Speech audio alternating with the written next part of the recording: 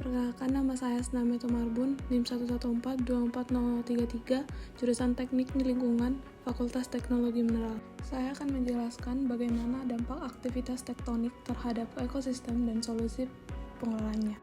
Masuk ke latar belakang, aktivitas tektonik itu merupakan proses alami bumi yang melibatkan pergerakan lempeng, pembentukan sesar, pelipatan, dan aktivitas vulkanik yang membentuk morfologi wilayah.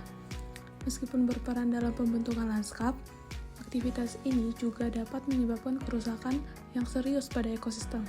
Dampaknya meliputi kerusakan habitat, gangguan aliran sungai, dan runtuhnya rantai makanan.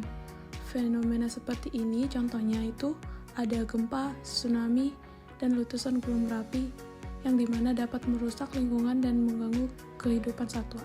Yang kedua, tinjauan teori. Struktur geologi adalah susunan batuan di bumi yang terbentuk akibat gaya tektonik seperti sesar dan lipatan. Struktur ini mempengaruhi lingkungan fisik, termasuk pola aliran air, kestabilan lereng, serta perubahan pada geomorfologi dan habitat alami. Aktivitas tektonik seperti gempa bumi, letusan gunung berapi, dan pergeseran sesar dapat menyebabkan pembukuan besar pada lapisan bumi. Dampaknya terhadap lingkungan sangat luas, termasuk gangguan terhadap habitat alami, perubahan geomorfologi, hingga terciptanya fitur baru seperti danau tektonik. Dampak lainnya meliputi kerusakan hutan dan perubahan struktur tanah, yang kedua gangguan pada jalur migrasi satwa dan pencemaran perairan, yang ketiga perubahan geomorfologi akibat pergeseran lempeng dapat mengubah pola drainase sungai. Selanjutnya, studi kasus dan analisis lokasi. Saya mengambil daerah Sulawesi Tengah, Palu Koro. Sulawesi merupakan suatu wilayah yang memiliki banyak sesar, yang dimana akan berpotensi menimbulkan bencana gempa bumi. Potensi bencana yang diakibatkan oleh sesar aktif di daratan dapat menimbulkan kerugian dan kerusakan yang lebih parah dibandingkan dengan gempa bumi yang bersumber di lautan yang terjadi pada magnitudo yang sama. Sehingga dibutuhkan pemantauan dan mitigasi risiko bencana di wilayah sesar aktif. Seperti yang sudah terjadi, gempa besar Palu 7,5 magnitudo. Akibat pergerakan sesar ini menyebabkan likuifaksi, pergeseran pemukiman, dan kerusakan lahan pertanian di daerah Palu Koro, sehingga juga berdampak terhadap ekosistem, yaitu perubahan lanskap, gangguan aliran sungai, dan pencemaran air laut, dan juga kematian spesies akibat tsunami. Selanjutnya pembahasan.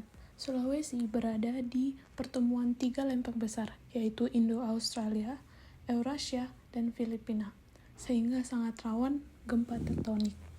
Yang kedua, itu pergerakan lempeng menyebabkan terbentuknya banyak sesar aktif, termasuk sesar Palu Koro, yang sangat aktif dan memanjang hingga 240 km. Dan yang ketiga, sesar aktif seperti Palu Koro memiliki potensi menimbulkan kerusakan lebih parah dibanding gempa dari laut, seperti yang terjadi di Palu pada tahun 2018. Mitigasi bencana sangat penting dilakukan, terutama melalui analisis kegempaan dan pemahaman karakteristik sesar aktif.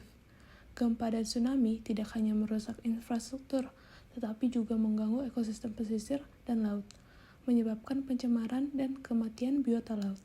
Sehingga dapat disimpulkan sebagai gerakan lempeng yang dinamis menimbulkan tekanan dan sesar lokal yang berpotensi besar menimbulkan gempa bumi dengan kerusakan yang signifikan, terutama jika sumber gempa berada di daratan. Mitigasi menjadi langkah yang krusial karena gempa bumi belum dapat diprediksi secara pasti, sehingga pengetahuan mengenai karakteristik sesar dan aktivitas kegempaan sangat diperlukan untuk mengurangi dampak korban dan kerugian harta benda.